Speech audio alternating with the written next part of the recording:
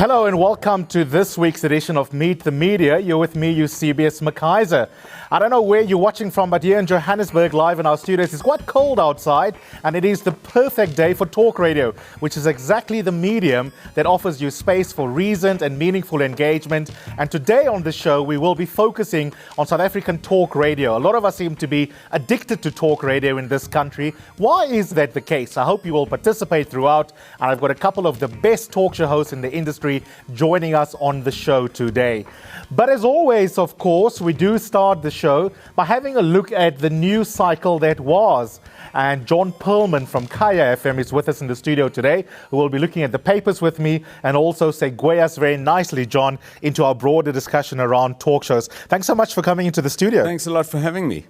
John, I want to start with the Sunday Times that has an interesting headline. The Public Protector has been doing amazingly well, and the headline that is screamed on the front page of the Sunday Times, there it is Thuli versus Azuma.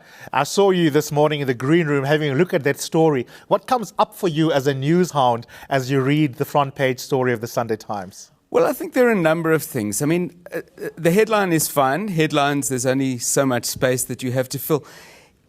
But there is something about the personalization of this as a battle between individuals, because implicit in that perhaps is, well, once Thuli Madonsela is gone, will the next public protector do the same thing? And since that person hasn't started her work yet, maybe the headline should be something like Public Protector versus the President, because President Jacob Zuma will come and go. Thuli Madonsela is about to go.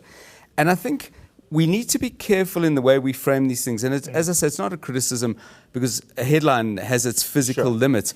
But the personalizing of these things might be something that doesn't serve us terribly well over time, because the problems that the public protector is looking into are not just about the president. That's a very good point. I didn't think about it in those terms. Although that said, I think it's going to be a hard act to follow. I mean, many of us would fail a general knowledge test that asks us the question, who did she come after? Who did she succeed in her office? So as much as personality-driven reporting is perhaps not ideal and we need to build institutions, it is hard, isn't it, to separate public protector from specifically the excellence of Thuli Madonsela.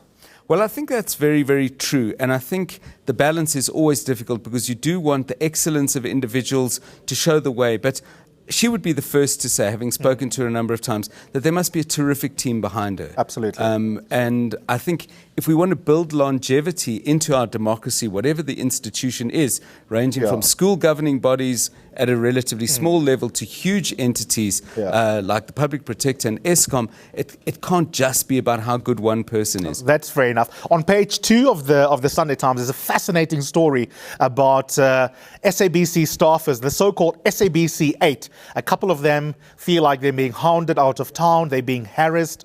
And it raises the question for me whether the environment currently is a particularly difficult environment for journalism. Now, you and I are both talk show hosts, John, more than we are reporters per se. But if you read that page 2 story of the Sunday Times as a consumer of media and not just as someone in the media, it is worrying nevertheless. I think it is very, very worrying. I mean, I, just to be absolutely clear, haven't been doing that kind of frontline journalism for quite a long time.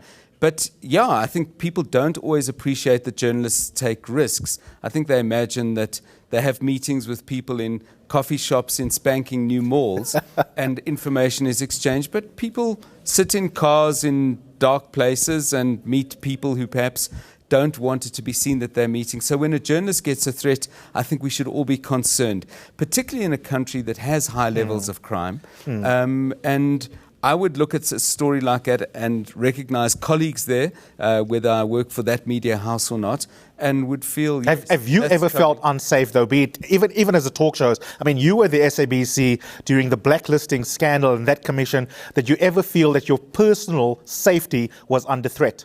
So, to be clear, I don't think I ever had a direct threat where I picked up the phone and somebody said, stop doing this or you're in serious trouble, we're coming after you. But yes, you do feel nervous. I mean, part of being in journalism is you take on powerful people. Sure. And some people say you should feel nervous because, after all, the stakes are high. Extremely high. And the one thing to be nervous about is, of course, a possible threat to your physical safety.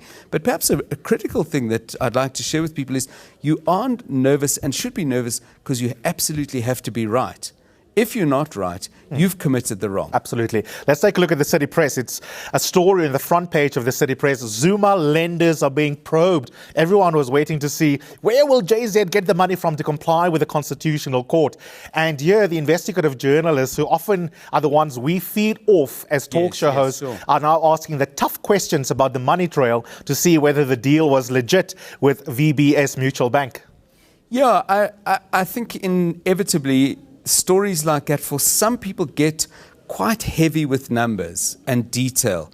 And I think one of the challenges we face, particularly in the talk radio space, where people don't have the time over a cup of tea in the morning to go through line by line what each thing is to actually make clear why this is important. You don't have an opportunity, because if you go on the radio and you say 300 million rand was lost or 300 million rand is in question on this or that deal, I think it often goes over people's heads. Absolutely. One of the great things, I know that most people will say, what could be possibly good about e-tolls? But the one really good thing about the e-toll controversy and the way it hit people directly in their pockets or not, depending on whether you're paying or not, is that it somehow brought a huge deal into the very, very personal space. Sure. And I think that gave us a real opportunity to try and make some concrete sense of these otherwise quite bewildering stories. John, I knew John was going to be good value. We're going to keep John for the third segment and bring him back. Today, of course, we're exploring talk radio hosts in South Africa and talk radio in general. Please do give us your views on Twitter. You can use the hashtag #MeetTheMedia. Who are your favorite talk show hosts? Why do you love them so much? What can we do better in the talk radio space? We'll be back with more right after this.